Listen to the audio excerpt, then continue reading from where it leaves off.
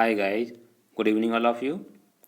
आज हम इस वीडियो में चर्चा करेंगे यूपीपीसीएल में सीपीएफ अकाउंट कैसे खुलता है और इसके साथ क्या क्या दस्तावेज लगेंगे और आपको इसे खुलवाने के लिए कहाँ जाना पड़ेगा, ये पूरी जानकारी हम आपको देंगे और इसके लिए क्या गाइडलाइन है सीपीएफ अकाउंट खुलवाने के लिए। और चलते हैं, वीडियो शुरू करते हैं।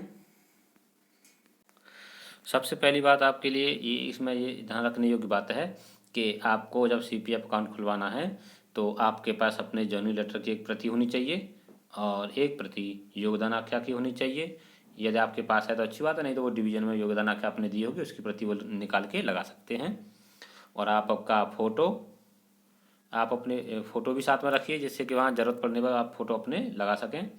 और आप अपनी नॉमिनी में जिसका नाम डालना चाह रहे हैं, नॉमिनेशन का फॉर्म इसमें भरा जाता है। तो नॉमिनेशन के लिए क्या करेंगे कि नॉमिनेशन का जो डिटेल है पूरा वो आप भरेंगे फॉर्म में और उनका एक फ़ोटो भी पेस्ट करना होगा आपको वहाँ पर। एक नहीं, आप कम से कम 3 से 4 फ़ोटो कम से कम लेके जाइए, क्योंकि वहाँ ज़रूरत पड़ने पे आप फ़ोटो उनके लगा सकते हैं नॉमिनेशन में, क्योंकि उनके कम से कम 3 फ़ोटो चाहिए नॉमिनेशन के लिए। और जो फॉर्म आप भरेंगे सीपीएफ का, वो फॉर्म 2 प्रतियों में जाएगा, तो आप उसकी 2 प्रतियाँ जमा करेंगे डिवीज़न ऑफिस में।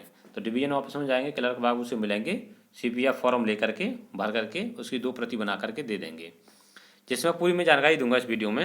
और पहले चलते हम कि इसकी गाइडलाइन क्या है, सीपीएफ की जो जारी हुई थी रूल्स 2004 के नाम से। चलते हैं, वीडियो शुरू करते हैं। ये देखिए आपका जो है गाइडलाइन है, Uttar Pradesh power corporation limited contributory provident fund rules 2004। ये पीडीएफ आपका 52 पेज का है। इसका मैं लिंक डिस्क्रिप्शन बॉक्स में दे दूंगा, जहां से आप इसे डाउनलोड करके अच्छे से पढ़ सकते हैं इसमें क्या क्या दिया गया है। तो सबसे पहले हम चर्चा करते हैं। देखिए यहाँ उन्होंने क्या लिखा है, Uttar Pradesh power corporation limited में 14/1/2000 के पश्चात नियुक्त सभी अधिकारी कर्मचारी अंशदायी भविष्य निधि योजना से अवरत होंगे। अधिकारी कर्मचारी के अंशदान के रूप में उनके मूल वेतन, एक तो उनका मूल वेतन क्या है यानी बेसिक पे क्या है उनका, और महंगाई भत्ते का यानी कि आपका जो डीए होगा और मूल वेतन होगा, उन दोनों करके जोड़ करके जो वैल्यू आएगी उसका 10% कम से कम आपको उसमें निवेश करना होगा। नियोक्ता के अंशदान के रूप में मूल वेतन एवं महंगाई भत्ते का 10%। अब यहाँ समझ लीजिए कि नियोक्ता क्या है। यहाँ देख रहे हैं आप 10% तो आप जमा करेंगे अपनी ओर से और 10% नियोक्ता आपके इस खाते में सीपीएफ में जमा करेगा।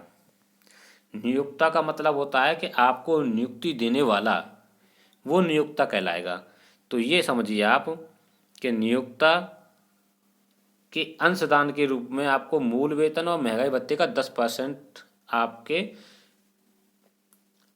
अंशदान नियमित रूप से जमा कराया जाएगा। देखिए तो आप मान लीजिए, अभी मैंने पिछली वीडियो में आपको बताया था कि आपकी सैलरी लगभग 35,000 के आसपास बन रही थी। अब मान लीजिए आपका 10% इसमें से जमा होगा, तो अगर 10% निकालेंगे इसका तो 3600 रुपये लगभग बैठेगा। मान लीजिए लगभग मैं अंदाज बता रहा हूँ आपको कि 3600 रुपये बैठेगा। 3600 रुपये आपका हर महीने सीपीएफ में कटेगा, ठीक। और इसके अलावा नियोक्ता भी आपके सीपीएफ में 3600 रुपये जमा करेगा। ये दोनों राशि आपके सीपीएफ में पड़ी रहेंगी। और इसे कैसे निकाला जाता है उसका भी मैं आपको रूल्स बता दूंगा कि इसमें क्या कंडीशन है सीपीएफ में।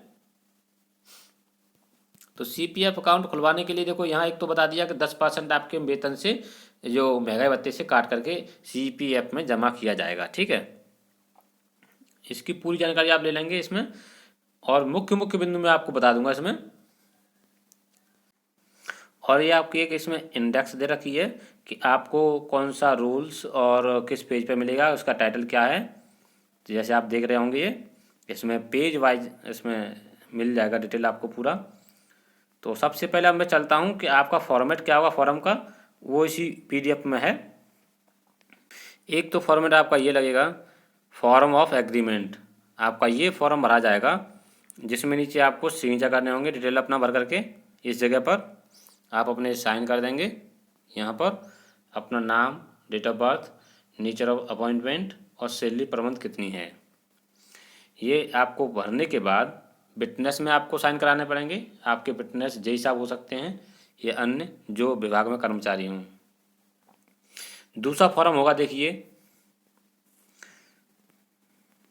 ये उन लोगों के लिए फॉर्म है जो पहले किसी अन्य प्रोविडेंट फंड के वो रहे हैं, उनका पहले से कोई एक फंड है, उनके लिए है। तो ये आपको नहीं भरना अगर आप नए हैं इसके लिए तो। और इसके बाद जो फॉर्मेट आएगा आपका फॉर्म ऑफ नॉमिनेशन, ये आपका नॉमिनेशन फॉर्म भरा जाएगा जिसमें आपका पूरा डिटेल यहाँ पर दिया जाएगा। आपका देखिए सबसे पहले आपका एम्प्लॉय नेम क्या है, सर नेम क्या है, sex, religion, father's name, husband name यानी कि जो अगर फीमेल कैटेगरी है तो शादीशुदा हैं उनके लिए है ये, और विवाहित हैं नहीं है उनका यहाँ डिटेल दिया जाएगा। ये पूरा डिटेल भरने के बाद आप नीचे अपने पूरा डिटेल देंगे नॉमिनी का। इसमें आप नॉमिनी को नाम लिखेंगे और उससे रिलेशन क्या है आपका, एज ऑफ एम्प्लॉई और कितना शेयर नॉमिनी का उन्हें आप देना चाह रहे हैं। ज़रूरी नहीं है आपका नॉमिनेशन में एक ही नाम हो, आप 2 नाम, 3 नाम, 4 नाम डाल सकते हैं। आगे परसेंट बता सकते हैं कि इन्हें मेरे फंड का कितने % जो है आप नॉमिनेट कर रहे हैं। पूरा 100% अगर एक ही नाम डालेंगे तो आप यहाँ 100% डाल देंगे। इसके बाद अगला फॉर्म आता है आपका फॉर्म फॉर मॉडिफाइंग नॉमिनेशन, यानी नॉमिनेशन आपको करेक्शन कराना उस समय ये यूज करना होता है ये वाला फॉर्मेट, इससे आपको अभी कोई मतलब नहीं है।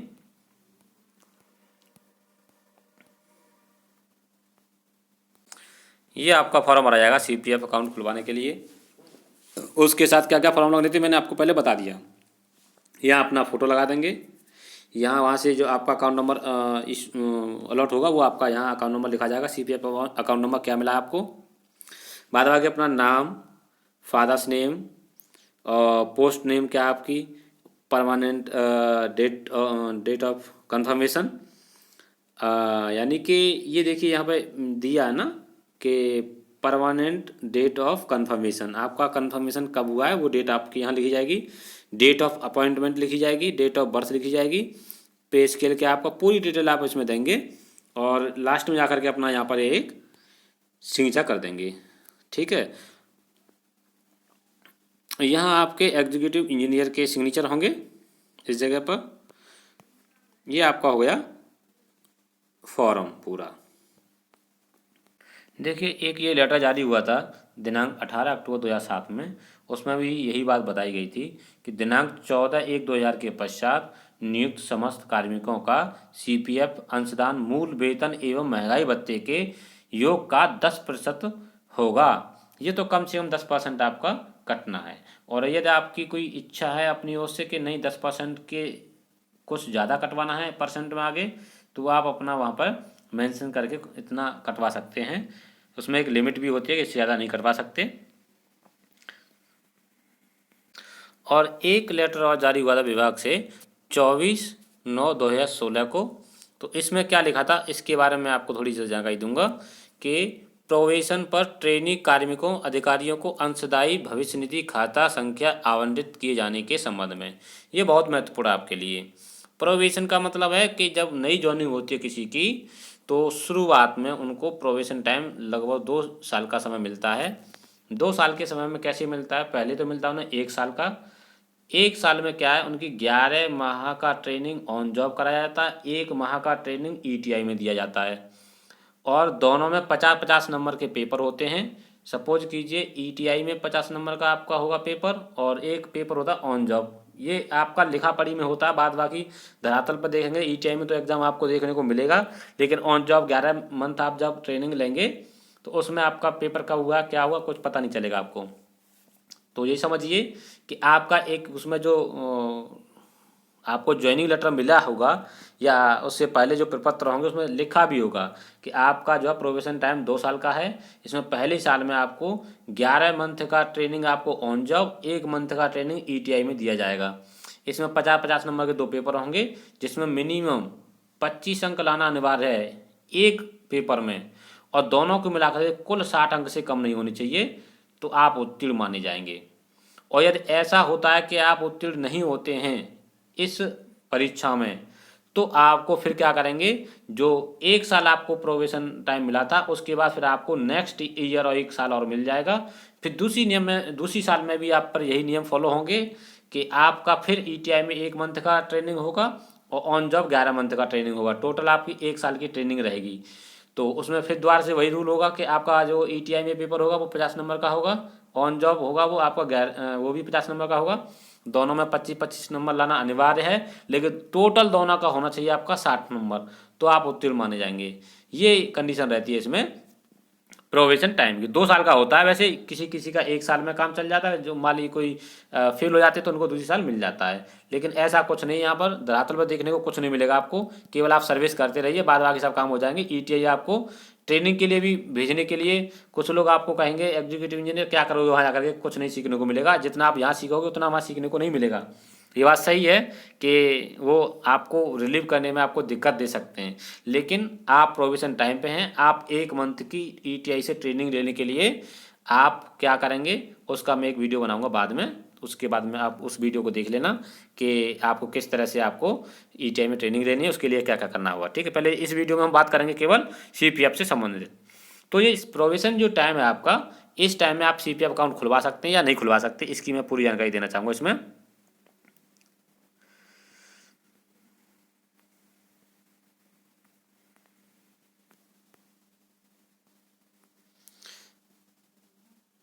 जैसा कि देख रहे हैं आप इसमें देखिए इस जगह उपरोक्त के परिप्रेक्ष्य में परिवीक्षा पर, जो परिवीक्षा टाइम होता है आपका प्रोबेशन टाइम, ट्रेनी कार्मिक को खाता संख्या आवंटित किया जाना नियम के विरुद्ध होगा। क्या लिखा है इन्होंने कि जो प्रोबेशन टाइम पे हैं उनका अगर सीपीएफ अकाउंट खुलता है तो वो नियम के विरुद्ध होगा। उनका सीपीएफ अकाउंट तभी खुलना चाहिए जब उनका जो है स्थायीकरण का जो है रिपोर्ट लग जाए, यानी वो परमानेंट हो जाए। जो प्रोबेशन टाइम है वो खत्म हो जाए, उसके बाद उनका परमानेंट हो जाते हैं, उसके बाद सीपीएफ अकाउंट खुलता है। और आगे चलिए देखिए इसमें क्या लिखा है, जो महत्वपूर्ण बिंदु है मैं उसी को पढ़ के बताऊंगा आपको। देखिए इन्होंने क्या कहा है,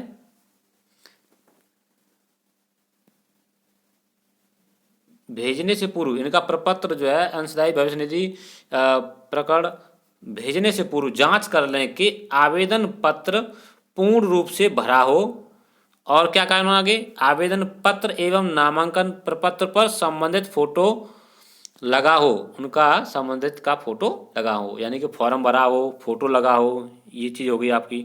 इसके बाद क्या लगा उन्होंने, एक आवश्यक अभिलेख। आवश्यक अभिलेख क्या है उसमें, देखिए क्या लिखा उन्होंने, नियुक्ति प्रपत्र, यानी नियुक्ति पत्र आपका ज्वाइनिंग लेटर साथ में लगेगा, और उसके अलावा क्या लगेगा, योगदान आख्या, आपकी जो ज्वाइनिंग करते समय आपने योगदान आख्या दी होगी उसकी भी कॉपी लगेगी, और कार्यभार प्रमाणक, ये भी आपका कार्यभार आपने कब लिया उसका भी उसके साथ प्रपत्र लगेगा, और नियुक्ति नियमितीकरण आदेश। देखिए मोस्ट इम्पोर्टेंट बिंदु है आपके लिए कि अब ये नियमितीकरण क्या होता है, आप जो नई ज्वाइनिंग हुई है जिनकी, वो तो प्रोबेशन टाइम पे हैं, उनका प्रोबेशन टाइम खत्म हो जाएगा, उसके बाद एक कमेटी बैठती है आयोग से, और वो जो है उनको फिर परमानेंट के लिए भेजते हैं, रिपोर्ट लगती है कमेटी की। लेकिन अभी नए जो TG2 आए हुए हैं उनके लिए मेरे हिसाब से यहाँ देखो लिखा है साफ साफ, नियुक्ति नियमितीकरण आदेश इस सीपीएफ फॉर्म के साथ में होना चाहिए, और जन्म तिथि की पुष्टि के लिए प्रमाण पत्र भी होना चाहिए कि आपकी डेट ऑफ बर्थ क्या है। साथ ही आवेदन पत्र 2 प्रतियों में जमा होगा, कितने प्रतियों में होगा, 2 प्रतियों में, और आवरण पत्र के साथ भेजा जाए, यानी उसकी एक आवरण का मतलब पूरी फाइल बना करके भेजी जाए, और खाता संख्या आवंटित किए जाने की सूचना उत्तर प्रदेश पावर कॉर्पोरेशन लिमिटेड की वेबसाइट पर भी अपलोड की जाती है। अंशदायी भविष्य निधि खाते के आवंटन में जानकारी या कठिनाई के संबंध में आप संपर्क कर सकते हैं इनसे। श्री तरुण वोहरा लेखाधिकारी से संपर्क कर सकते हैं। तो मेन बात जो हुई आपकी ये हुई कि ये जो लेटर है 24/9/2016 का है। तो 24/9/2016 में जो ये आई थी सूचना, तो इसमें लिखा गया है जो प्रोविजन टाइम पे हैं जिनका प्रोविजन टाइम 2 साल का होता है और जब तक उनका स्थायीकरण नहीं हो जाता तब तक उनका CPF अकाउंट नहीं खुल सकता है। यदि आपका खुल रहा है तो आप पहले जानकारी ले लीजिए कि क्या ये नियम के विरुद्ध तो नहीं है, क्योंकि इसमें अगर आप खुलवा लेंगे तो कोई बात आगे आती है तो वो आपके ऊपर ही आ सकती है। वैसे तो आपके ऊपर इसलिए नहीं आएगी क्योंकि वहाँ डिवीजन में अकाउंट बाबू बैठे हैं, वो उनकी गलती मानी जाएगी कि उन्होंने कैसे खाता खुलवा दिया आपका बिना स्थायीकरण के। और इसके बाद 2016 के बाद अगर कोई नियम आया है तो उसकी प्रति आपको मिल जाए देखने को तो अच्छी बात है, फिर तो आप खुलवा लीजिए। और एक और देखिए जो लेटर जारी हुआ है 7/7/2021 में, इसमें आपके लिए बहुत ही महत्वपूर्ण चीज़ है, इसे ज़रूर आप देख लीजिए। उत्तर प्रदेश पावर कॉर्पोरेशन अंशदायी भविष्य निधि ट्रस्ट के माध्यम से जारी किया गया था। इसमें केवल मुख्य बिंदु पर के मैं आपको बताऊंगा, बाद बाकी आप अपने देख लेंगे बाद में। जब यदि किसी कार्मिक को 5 वर्ष की सेवा अवधि पूर्ण करने से पूर्व, अब CPF आपने खुलवा तो लिया या खुलवाने जा रहे हैं, तो उसके लिए ये बहुत ही महत्वपूर्ण बात है आपके लिए कि आप 10% सैलरी का आप यहाँ जमा करेंगे, 10% नियोक्ता आपको देगा, टोटल आपकी जो है तुरंत की तुरंत डबल होती जाएगी। लेकिन जो डबल हो रही है तो उससे क्या आप उसका लाभ ले पाएंगे, कब ले पाएंगे, कैसे ले पाएंगे, ये पूरी जानकारी इसमें मिलेगी आपको यहाँ पर। तो देखिए उन्होंने क्या कहा है यहाँ पर कि अगर आपकी 5 साल की सर्विस नहीं हुई है, उससे पहले आप इसे निकालना चाहते हैं, तो उसका देखिए क्या कहा इन्होंने। एक तो है देखिए समस्त डिस्कॉम द्वारा दंड रूप विभाग से निष्कासित अथवा पदच्युत किया जाता है। ऐसी परिस्थिति में कार्मिक के CPF खाते के अंतिम अवशेष में से, अंतिम अवशेष यानी लास्ट में जो टोटल आपकी जो अमाउंट होगी उसमें से नियोक्ता अंशदान, नियोक्ता माने जिसने आपको नियुक्ति दी है उसने आपको कितना अंशदान दिया और उस पर अर्जित ब्याज की कटौती करके, यानी जो विभाग आपको 10% जो देगा और उस 10% पर मान लीजिए आपकी 3 साल हो गई और 3 साल बाद आपको पदच्युत किया जाता है या दंड रूप आपको विभाग से निष्कासित किया जाता है 3 साल बाद, तो 3 साल बाद जो अमाउंट होगी CPF में उसमें से आपका मान लीजिए जो विभाग ने 10% दिया है और उस पर कितना ब्याज अब तक मिला है वो ब्याज जोड़ करके इसमें से घटा करके जो बचेगा वो मिलेगा आपको। अर्थात आपको वही राशि मिलेगी जो आपकी सैलरी से कट करके CPF में गई है 10%, और उस पर ब्याज मिलेगा आपको, जो आपकी राशि जमा है वो और उस पर ब्याज, ये 2 चीज़ मिलेगी आपको उसमें बस। और दूसरी कंडीशन देखिए क्या है, बिंदु संख्या 1 पर परिस्थितियों के अतिरिक्त, इन परिस्थितियों के अतिरिक्त 5 साल से पहले, यानी 5 साल की सर्विस नहीं हुई है उससे पहले यदि आप किसी अन्य अवशेष का जो इसमें से बैलेंस निकालना चाहते हैं तो उसकी परिस्थिति क्या क्या देखिए। या तो आप सेवानिवृत्त हो जाते हैं या आपकी मृत्यु हो जाती है या आप त्यागपत्र देते हैं। इन कंडीशन में कार्मिक के CPF खाते के अंतिम अवशेष का पूर्ण रूप से भुगतान होगा। पूर्ण रूप से समझते हैं कि आपने कितना अंशदान किया, नियोक्ता ने कितना अंशदान किया, टोटल ब्याज, ये पूरा का पूरा आपको मिल जाएगा इस कंडीशन में। और इस कंडीशन में केवल आपका ही अवशेष मिलेगा, जो आपने जमा किया और उस पर ब्याज मिला है वो मिलेगा केवल। ये था इसमें मुख्य बिंदु आपको समझाने के लिए। तीसरा बिंदु क्या दिया उन्होंने, उक्त परिस्थितियों में CPF खाते का अंतिम भुगतान कार्मिक दावेदार अथवा किसी अन्य विभाग में अंतरण किए जाने की स्थिति में ब्याज की देयता उत्तर प्रदेश पावर कॉर्पोरेशन अंशदायी भविष्य निधि नियमावली 2004 के नियम 34 इंटरेस्ट में प्राविधानित व्यवस्था के अनुसार होगी। तो ये समझिए, ये तो दूसरे वहाँ ट्रांसफर किया जाएगा अकाउंट, उसके लिए दिया गया है ब्याज से संबंधित। तो आप यहाँ समझ गए होंगे कि 5 साल से पहले आप यहाँ से निकालते हैं अपने फंड को, तो आप समझ जाएंगे कि किस तरह से निकालेंगे। 5 साल के बाद तो आपका नियम अलग होता है। और दूसरी बात ये कि आपको मैंने पूरी जानकारी दी कि CPF अकाउंट के बारे में, फॉर्म क्या होगा, कैसे भरना है, ये सारी चीज़ आपको जानकारी मिल गई होगी। और वीडियो अच्छा लगा हो तो वीडियो को एक लाइक अवश्य करें और अपने मित्रों को शेयर कर दीजिए, जिससे उनको जानकारी हो जाए CPF के बारे में। क्योंकि CPF अकाउंट खुलवाने से पहले आप जानकारी कर लीजिए कि क्या ये नियम के विरुद्ध तो नहीं है, जो प्रोविशन टाइम पे जिनका CPF खुलेगा उनके लिए। क्योंकि विभाग ने एक लेटर जारी ऐसा किया है जिसमें ये लिखा है कि ये नियम के विरुद्ध है जब आप परमानेंट नहीं है तो। क्योंकि ऐसा नियम जब उन्होंने 2016 में दिया है, ऐसा लेटर जारी किया है, उसके बाद कोई अन्य लेटर आ गया हो कि नहीं खुल सकता है, तो आप खुलवा लीजिए, कोई दिक्कत की बात नहीं है। तो वीडियो अवश्य अपने मित्रों को शेयर करिए। और यदि आपने अभी तक हमारा चैनल सब्सक्राइब नहीं किया है या आप नए हमारे चैनल पर, तो चैनल को सब्सक्राइब जरूर कर लीजिए, जिससे आने वाली वीडियो का नोटिफिकेशन आपको मिल जाए। मिलते हैं नेक्स्ट वीडियो में। Thanks for watching this video.